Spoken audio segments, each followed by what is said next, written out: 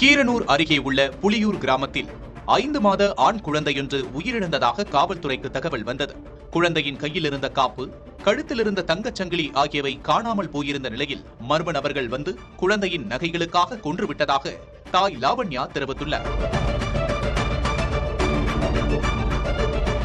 குழந்தையின் உடலை காணவில்லை என்று லாவண்யாவும் மற்றவர்களும் சேர்ந்து தேடியுள்ளனர். பின்னர் அவரே தண்ணீர் பேரலுக்குள் இருந்து உடலை கண்டுபிடித்ததோடு அதிர்ச்சியடைந்து கதறியுள்ளார். வீட்டில் காவலுக்கு 3 நாய்கள் இருக்கின்றன, வீட்டிலும் ஆட்கள் இருக்கிறார்கள், எனில் யார் வந்து குழந்தையை கொன்றிருப்பார்கள் என்ற சந்தேகமடைந்த காவல்துறையினர் தாய் லாவண்யாவை முதலில் விசாரித்துள்ளனர். முதலில் குழந்தையை கொலை செய்ததை ஒப்புக்கொள்ளாமல் பிடிவாதமாக இருந்த நிலையில் லாவண்யாவின் தாய் மற்றும் அவரது சகோதரியிடமும் விசாரணையை தொடர்ந்துள்ளனர். பின்னர் தொடர்ந்து லாவண்யாவின் தாயை விசாரிக்க முயன்றபோதுதான் லாவண்யா உண்மையை கூறியுள்ளார். லாவண்யாவுக்கு மணிகண்டன் என்பவருடன் திருமணமாகி 1.5 ஆண்டுகள் ஆகின்றன.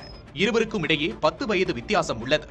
திருமணமாகி 10 நாட்கள் மட்டுமே அவருடன் வாழ்ந்த லாவண்யா மற்ற நாட்களில் அவர் தாயார் வீட்டில்தான் இருந்து வந்துள்ளார். 5 மாதங்களுக்கு முன்பு குழந்தை பிறந்த நிலையில் அதை காரணம் காட்டி கணவனுடன் சேர்ந்து வாழ கணவனின் வீட்டார் தொடர்ந்து கூறி வந்துள்ளனர்.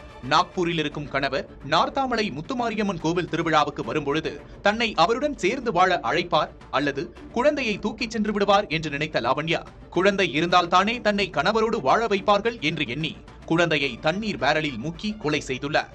கணவருடன் சேர்ந்து வாழ பிடிக்காமல் மன விரக்தியில் பெற்ற குழந்தையை தாயே கொடூரமாக கொலை செய்துவிட்டு நகைக்காக நடந்த கொலை போல நாடகமாடியது விசாரணையில் அம்பலமாகியுள்ளது. புதிய தலைமுறைக்காக புதுக்கோட்டையிலிருந்து செய்தியாளர் முத்து பழம்பதி.